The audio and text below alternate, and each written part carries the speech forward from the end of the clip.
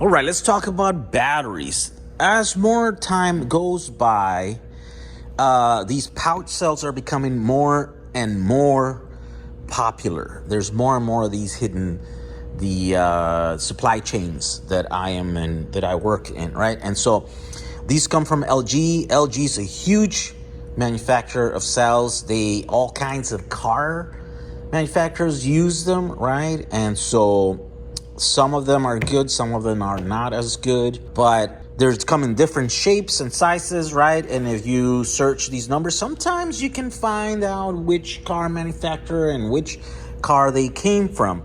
Now, I'm not at liberty to say where these come from, but if you're good with Googling, then you might just find where they come from, right? And they're definitely not from the recall manufacturers that have been putting them, but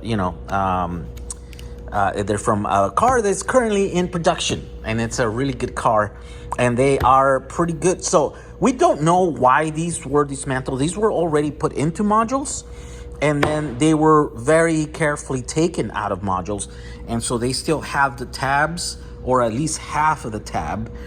And so we're going to be doing a bunch of testing because these are available. They're floating around. And so we're going to do some testings. As you know, some of these these packs are really good. Like, this is a 50 amp hour version of the battery. And so as such, when this weight and this size, the gravimetric energy density is really good. It comes out to be about 237 watt hours per kilogram. This is better. This is higher density than Tesla put in their Tesla modules, right? And so, of course, yes, this is a raw cell. Once you put it into a box or whatever, there probably is about the equivalent to what the Teslas use. But, of course, we can do whatever we want with these. And, of course, if you work with these before, you know that they're kind of tough to work with because one of the tabs is aluminum while the other one is copper. What I did here is set up a little rig, and I am going back to my trusted way of putting cells, what are the pouch cells together, and it's that by using the little eyelids. These are just eyelets that go on your shoes or whatever, or fabric, or these are, I'll link down the tool that I use. You can buy this stuff and Amazon, anywhere really, and they make these eyelets out of bronze. And so what they do is they apply a lot of pressure this way, which then makes the tabs attach here with a lot of pressure around there, right? So these batteries are power dense batteries, so they can push probably 5C at minimum. So 5 times 5, that's 25, so probably 250 amps, probably capable cells, right? I don't know how good this connection is going to be, but that's why I have set this little rig right here. Although these cables are 10 gauge cables and there's only 2 of them. Let's see, I just want to push this 3000 watts right here, so I think maybe 150 amps. And I am also testing this thing where I want to test out if I can put 2 PCBs together, bend the tabs, and then just put screws so that they can compress and touch with like high area of exposed traces in there, right? And so I just want to take the thermal camera and just look at all this stuff and see how hot it gets, and if this is a thing that we can build these cells into modules. Because if not, if we can't do this, then even if these cells they have good capacity and still a good life in them, then they're kind of useless, right? And they're only useful if we can put them in modules and are able to use them as something else. Here's where I was doing the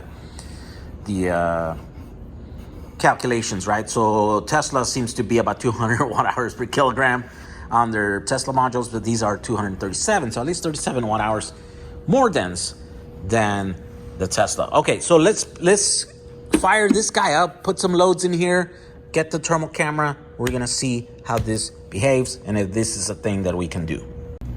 All right, let's start this test again. 5 amps.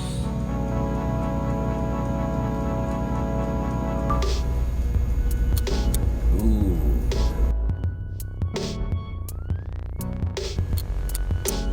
the one on the tape there? Oh, let me see. Is that... No, because this one is also 30.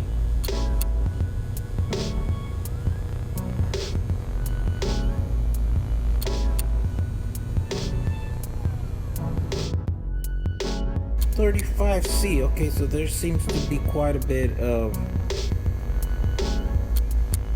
resistance there. Seems to be a hot spot.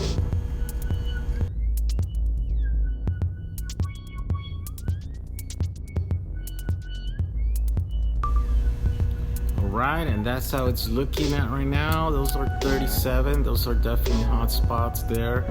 So those two connections are not as good as the rest of them. See, the other ones are less. They're at 30. Can we fix that? Let's increase the power. All right, so here we go. That's climbing. That's 60 amps. 62 amps. That's what we're pulling, and that one seems to be the bad one. And then on the other side, it seems to be that one right there. 40 degrees, and then the other ones are cool, including this. This is cool. So I wonder why. Can we fix it? Let's try to fix it.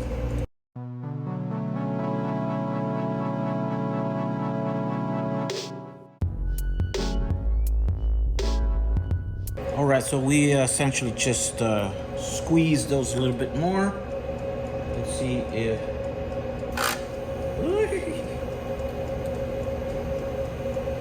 30, 50, 63. Let's see. Okay, so now we're at 60 amps again, and that's even. See, that's 32, that's 33, and that's 32. And really, the last one there with the PCB, that seems to be the coolest one. So maybe that is the winning one right there when we use screws to screw and sandwich two PCB boards on that tab right there. Seems to be cooler. So there seems to be better conductivity on that than the eyelids. On the other side, now we're back. See, 32. See, it just took a little bit more pinch to there. There we go. And same thing on this side. The PCB sandwich, the two PCB sandwich in the thing, the tab there, it seems to be better. 37, 36. The one in the middle is doing the best at 33. Let's try 100 amps. Well, that's all it should do. 82 amps. Let's look at 82 amps. Okay, so now we just did 82 amps. Let's see how hot those get.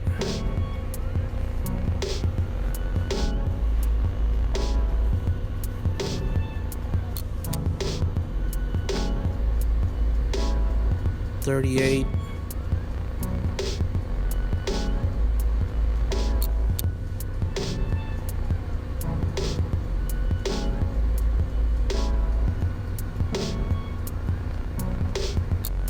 That's at 40 over there. That connection there is a bit weak. I got to check it out. 38 on that one.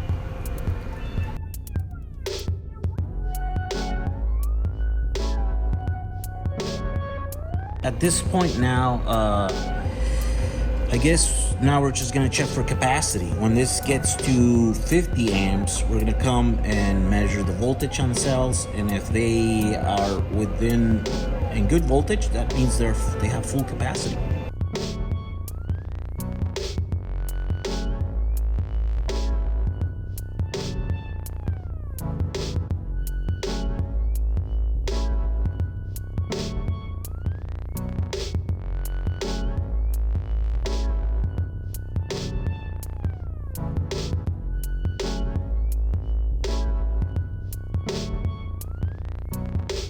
All right, so at this point, we got 56%.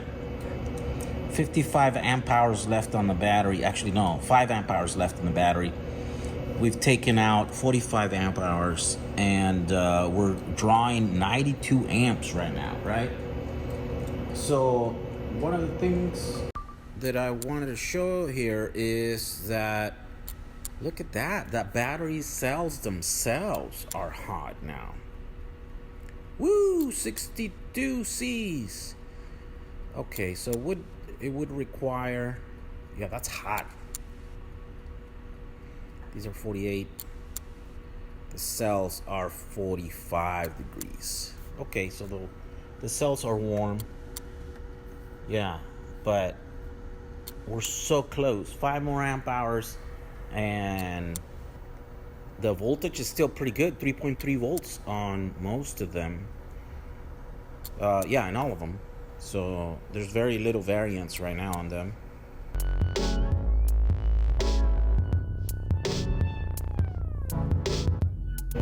All right, 50 amp hours. Lighten the load. Let's see where the cells are resting. 3.5, 3.51, 3.51, yeah, 3.54, 3.55, 3.55, 3.54. Wow, these batteries have full capacity. So we're gonna put the load back on just a tiny bit, and then we'll see how much we can get out of these batteries.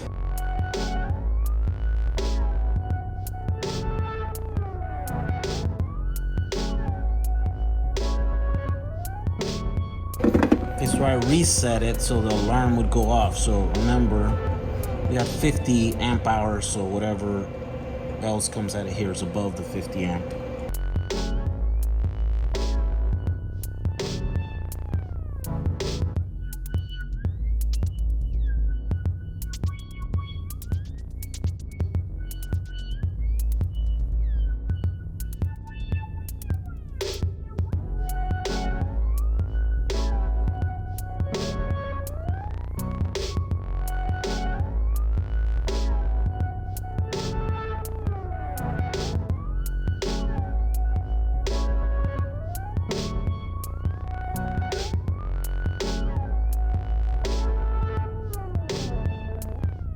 All right, here we go. The first cell to hit 3.06. So it looks like we've reached the bottom of the smallest cell. So there we go. Let's go look at the numbers now. All right, let's look at the results here. Okay, so I bought these as 50 amp hour cells, but it turns out these are not 50 amp hours. These are more like 70 amp hours. Maybe that is the reason why this is E71. Maybe 71 amp hours is the nominal on these, right? So I just got a random set of 7 of these cells, put them together, and then did this thing. And the smallest one, so see, 6 of them still have more capacity because the voltage is resting at 3.3 still. So then the other one went down to 3.2, right? And then the smallest one just hit 3 volts, right? And so this is that's the smallest is there is at 67 amp hours. And so if that's true, these weigh exactly 1 kilogram. And so if you do the math here, 67 amp hours times 3.7 voltage, nominal voltage, right, equals 247.9. So 248 watt hours per kilogram, because this is one, right? Because so they're probably, it's safe to say that these are 250 watt hour per kilogram cells, because 6 out of the 7 here have more than 67, so likely they have close to 70 amp hours, which makes this closer to 250 watt hours, right? So that is the capacity. Wow, that's good news. That's better than I thought I was getting. I thought I was getting 50 amp hours here, but it's more like 70 amp hours. Now let's look at the power. According to the internet, DIYelectriccarforum.com, right? On their original purpose, on their original car, on hard accelerations, these will see more than 650 amps, right? And they're grouped in 4P. So 4 of these in parallel, and so that means each one of these ones on hard acceleration for about 3 to 5 seconds or something like that, they will see up to 167 amps. And so the max that we were able to load them here on this test was about 90 amps, and these were getting a little bit hot, right, these things. So I think if you want to do and use them to the max, I would suggest putting like a third one in here. Maybe I'll do that for a future video where I do put a third one in here, and then I redo this test and see if these are lower. But the cells themselves got warm, probably warm. So at 150 amps, well, but of course that's burst, only acceleration. Probably, I want to say continuous is probably like 100 amps, right? And that's due based on the temperature. Now, these on the original car were probably assembled in a way that they had either a pad, probably a cooling thing. That's what this glue comes from. So what they do is they put an aluminium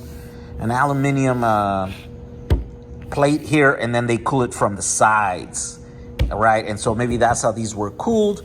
And so if you're gonna use them, just keep that in mind, that if you're not gonna cool them this way, then yeah, you probably don't wanna go above like 80 amps, right? Continuous.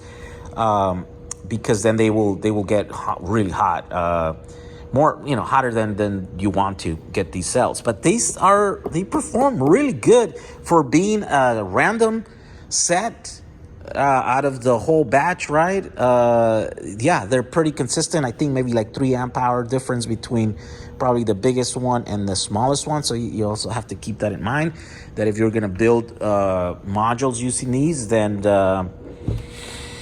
you have to kind of either test them, or you just basically build your system to only use 65 amp hours, and that way that they're all bigger than 65 amps, and then you're gonna stop at 65. You top balance them, right? And then at the bottom basically they stop before I don't know, 3.3 volts or something, and so that would be one way to build with these, and then stay in the safe zone so that you don't kill any of them, because they vary in sizes, right?